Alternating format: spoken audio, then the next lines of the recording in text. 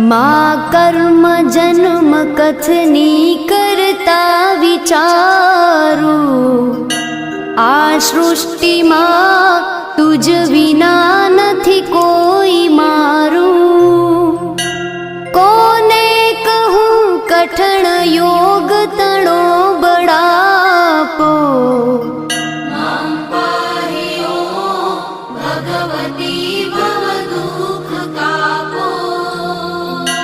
हूँ काम क्रोध मद मोह थकी छकेलो, आडंबरे अति घणो मद थी बकेलो।